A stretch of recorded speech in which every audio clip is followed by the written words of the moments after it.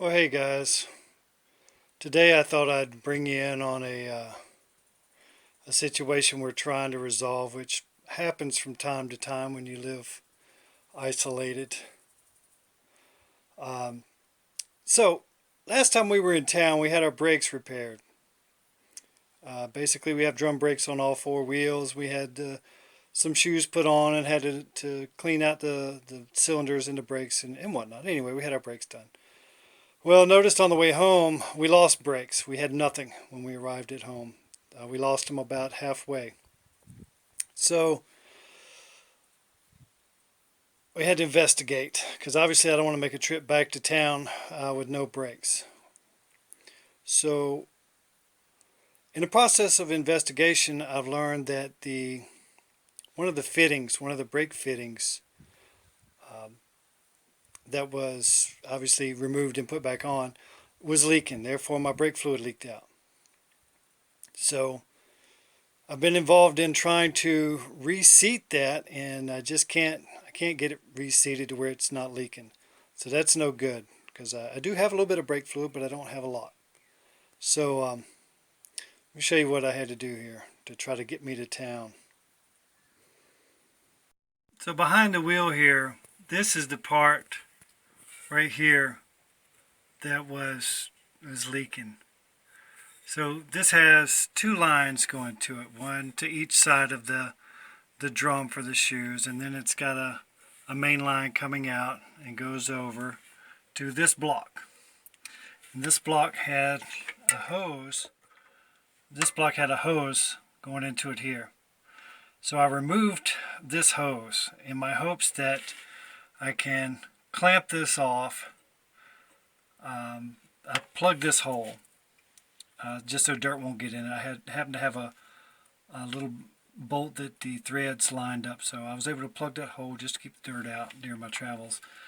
And I'm going to attempt to secure this by just clamping it off with a pair of vice grips, taping off the end, and securing it somewhere to the chassis for the trip. Now that will eliminate my back brakes, but I don't stop that much with force anyway, in hopes that it will allow me to arrive at the mechanic shop safely. So let me try this out, and I'll get right back to you. Okay, so here's what I'm doing. I've taken a piece of cloth just so that the teeth of the vice grips don't dig into my hose, and have put a pretty decent amount of force on this, and I've clamped it off.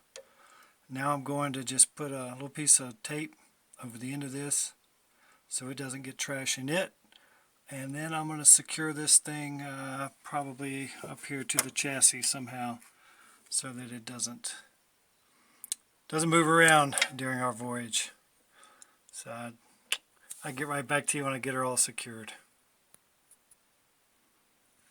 So here we are, secured for the trip. Using a little tart bungee cord, I've secured my vice grips to the frame, and she should be all right. It's a pretty brutal drive for about 30 minutes, and then it's an hour of asphalt, so not too bad. This brings me to a thought, though. Well, one, me and this truck over the past 10 years, we've done a lot of what I call bubble gum and Durapoxy and buttons and zippers and everything in the world to keep this thing going one way or another to get us out of binds. So this is just one in a bucket of many. But it leads me to problem solving. I have learned so much out here in how to solve problems and what really the problem is. Whether it be, like I've mentioned before, if you need, I need a cup. No, you need something to hold water. So whatever that is, that will, keep water from leaking out. Just like in this case, I've got a brake leak. Now I'm sure I'm not the only one that's ever come up with this, but this is new to me.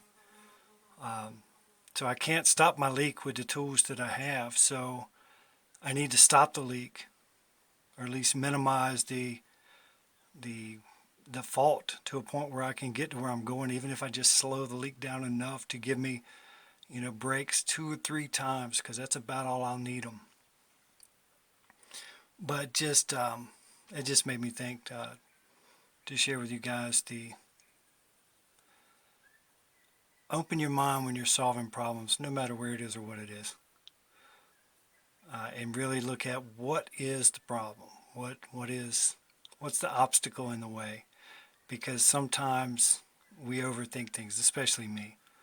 I will be the first one to come up with a complicated solution for a complicated problem that doesn't even exist.